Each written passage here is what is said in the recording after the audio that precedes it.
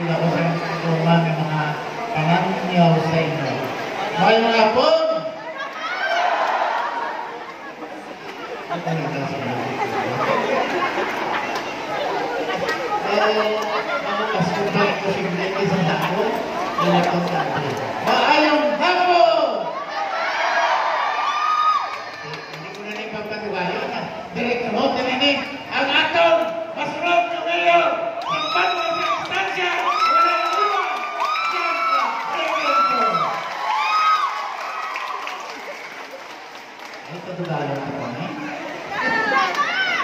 At siyempre, inanglan may upo ng atong mayor. Natimbang niya sa tanaman programa na ika-implementar sa atong banwa. Kaya kung wala siya sa upod, ikubusayan din siya.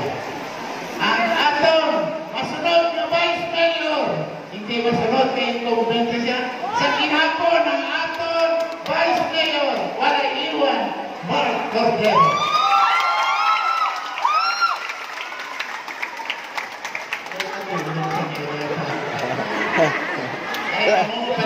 Richo na yung panyaga. Okay. Ang Vice Mayor, kapag ngayon, hindi siya buhay sa buhay nagkakaisa niya ng mga SB member.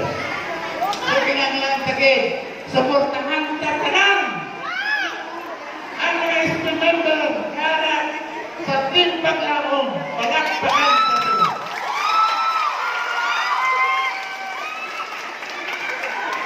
Hindi ko lang pag-isa-isa ko. Kaya hindi mag-kwento nila kami ng mga inambal sa inyo. Mapakilala na sila. Pero hindi tanong sila mga malapit din sa aking tagipusuhan.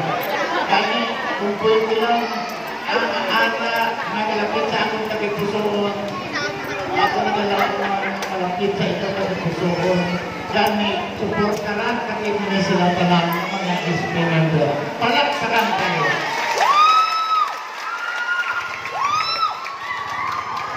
Pero mga kapatid, kita ay pangabay. O ako ay pangabay sa inyo. Hindi na sa makat. Ang progreso sa barangay Tapuan, nakasalalay mga sa Dari sa ato, nakita na naman. Kaya hindi naman ipog sa inyo.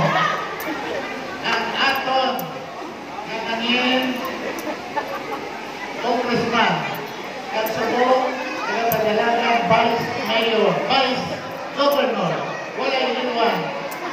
You know? Boboy Tupa.